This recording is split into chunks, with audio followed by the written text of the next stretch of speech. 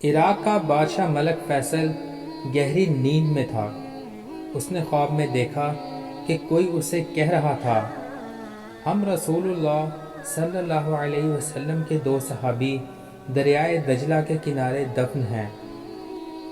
دریا کا رخ تبدیل ہو رہا ہے، پانی ہماری طرف بڑھ رہا ہے۔ حذیفہ بن یمان رضی اللہ تعالی عنہ کی قبر مبارک میں پانی آ چکا ہے، جبکہ جابر بن عبداللہ رضی اللہ تعالی عنہ کی قبر بھی نم ہونے لگی ہے۔ ہمیں یہاں سے نکال کر دریا کے کنارے سے کچھ فاصلے پر دفن کیا جائے۔ عراق کے بادشاہ نے یہ الفاظ خواب میں سنے، لیکن ان کی طرف کوئی توجہ نہ دی۔ دوسری رات پھر یہی الفاظ سنائی دیے، لیکن اس نے اب بھی توجہ نہ دی۔ تیسری رات یہ خواب عراق کے مفتی اعظم کو دکھائی دیا۔ انہوں نے اسی وقت وزیر اعظم کو ساتھ لیا اور بادشاہ کی خدمت میں پہنچ گئے۔ جب انہوں نے بادشاہ سے اپنا خواب بیان کیا تو بادشاہ چونکا اور بولا، یہ خواب تو میں بھی 2 بار دیکھ چکا ہوں۔ اب انہوں نے مشورہ کیا۔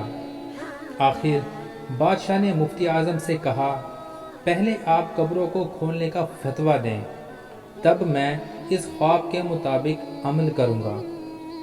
مفتی اعظم نے اسی وقت قبروں کو کھولنے اور اس میں سے میتوں کو نکال کر دوسری جگہ دفن کرنے کا فتویٰ جاری کر دیا۔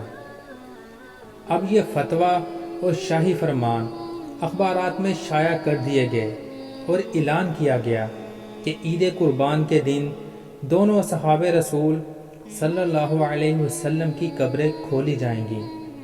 اخبارات میں جو ہی یہ خبر شائع ہوئی تو دنیا اسلام میں بجلی کی طرح پھیل گئی۔ اخبارات کی دنیا اس خبر کو لے اڑی، اور مزے کی بات یہ کہ یہ حج کے دن تھے۔ تمام دنیا سے مسلمان حج کے لیے مکہ اور مدینہ میں پہنچے ہوئے تھے۔ انہوں نے درخواست کی کہ قبریں حج کے چند روز بعد کھولی جائیں تاکہ وہ سب بھی اس پروگرام میں شرکت کر سکیں۔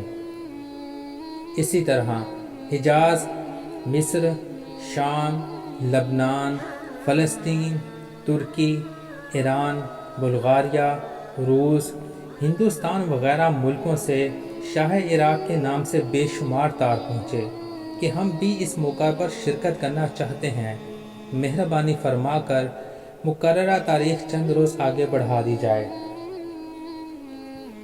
چنانچہ دنیا بھر کے مسلمانوں کی خواہش پر دوسرا فرمان یہ جاری کیا گیا کہ اب یہ کام حج کے 10 دن بعد کیا جائے گا۔ آخرکار وہ دن بھی آ گیا جب قبروں کو کھولنا تھا۔ دنیا بھر سے مسلمان وہاں جمع ہو چکے تھے۔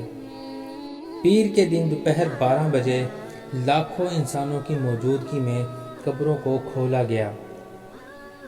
حضرت حذیفہ بن یمان رضی اللہ تعالی عنہ کی قبر میں کچھ پانی آ چکا تھا، جبکہ حضرت جابر بن عبداللہ رضی اللہ تعالی عنہ کی قبر میں نمی پیدا ہو چکی تھی، اگرچہ دریائے دجلہ وہاں سے کچھ دور تھا۔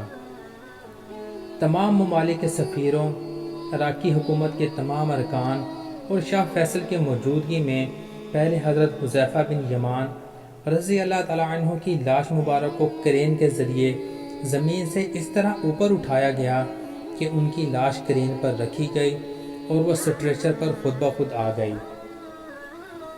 اب کرین سے سٹریچر کو الگ کر کے شاہ فیصل، مفتی اعظم، وزیر جمہوریہ ترکی اور شہزادہ فاروق ولی عہد مصر نے سٹریچر کو اپنے کاندھوں پر اٹھایا اور نہایت احترام کے ساتھ ایک شیشے کے تابوت میں رکھ دیا۔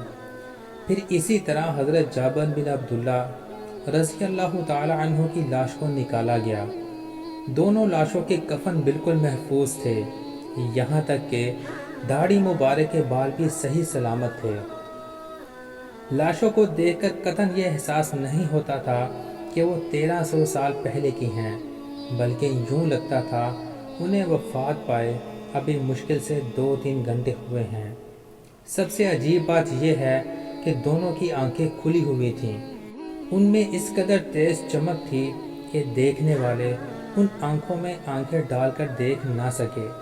بڑے بڑے ڈاکٹر یہ منظر دیکھ کر دنگ رہ گئے۔ سچ ہے کہ محمد صلی اللہ علیہ وسلم کے غلاموں کا کفن میلا نہیں ہوتا۔